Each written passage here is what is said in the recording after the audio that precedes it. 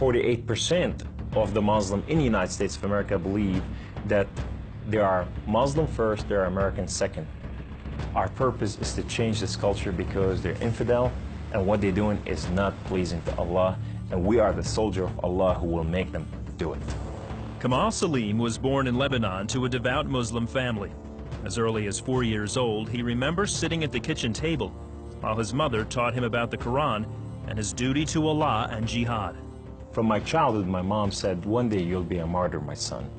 You will die for the sake of Allah and you will exalt Islam. She said, if you kill a Jew, my son, your hand will light up before the throne of Allah, and the host of heaven will celebrate what you have done. Kamal was 7 when his parents sent him to Muslim training camps to learn to use weapons and engage and kill the enemy. The boys were also taught another, more subtle form of warfare. We were training for what's called culture jihad, which is shifting cultures. Culture jihad is, it's unlike the sword, unlike the rifle, it is the jihad that will come into your world. By his 20s, Kamal was chosen to wage cultural jihad on America. In Islam, liberty, freedom, monarchy, all these are idols, and these must be brought down. So the liberty that you have in the United States of America, it's anti-Islam, you know, so America must be changed. So I moved to the Bible Belt specifically. The Bible Belt was the strongest of strongest. That's where the stout Christians are. And I want to take on the best of the best because I considered myself as a sword of Islam. I thought, I'm anointed, I'm unique, I'm selected, I'm coming to a country and a culture to change it, and I have the power of Allah with me. In the early 1980s, Kamal entrenched himself in a small Midwestern town. He began targeting men from poor neighborhoods to recruit them to the Muslim faith. But one afternoon, his life would be in the hands of those he hated the most. I was going from one place to another to do a recruitment, and that day I had a car wreck. The car wreck was so severe, I ejected out of my car, landed on my neck, broke my neck in 2 places. This man came running to me, and he said, don't worry, we're gonna take care of you, and everything's gonna be all right.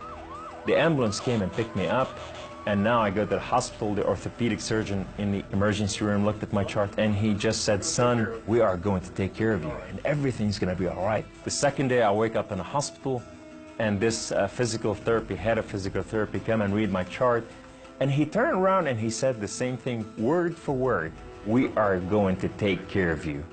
At first, Kamal was frightened by their words, because these men were all Christians. You see, in terrorism, if they said we're going to take care of you, you'd better run.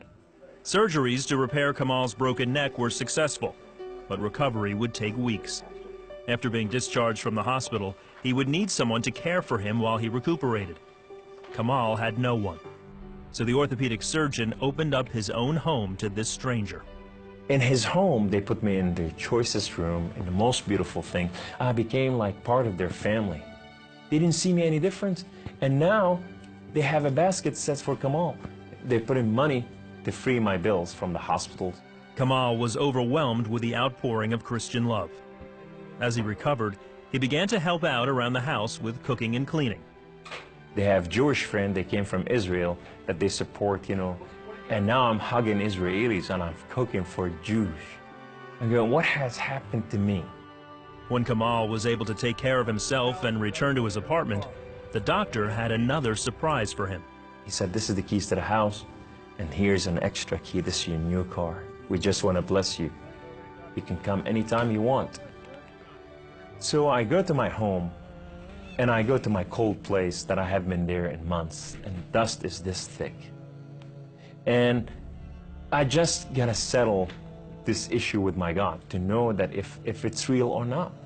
So I walk inside, I shut the door, I go right in the eastern window, and I fall on my knees, and I put my hands to the heavens, and I cry up to my God.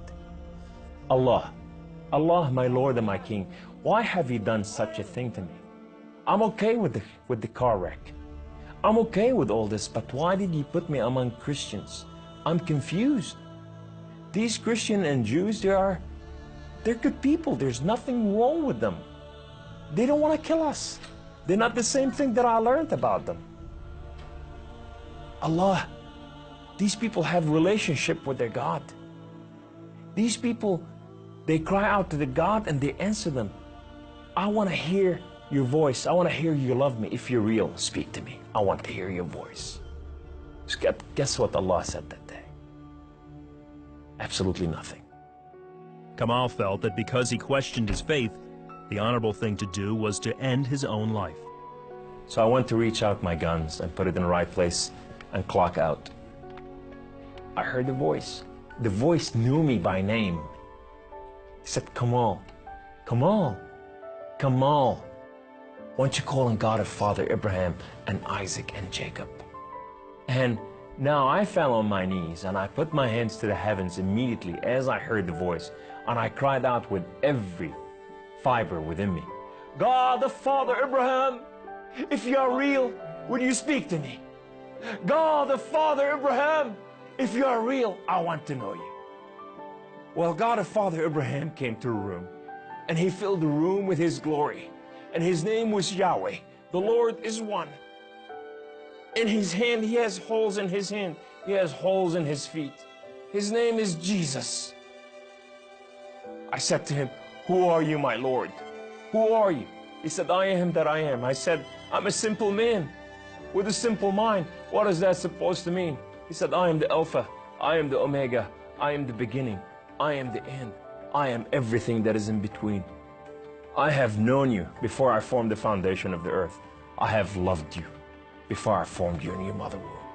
Rise up, come on. Kum, you are my warrior, you are not their warrior.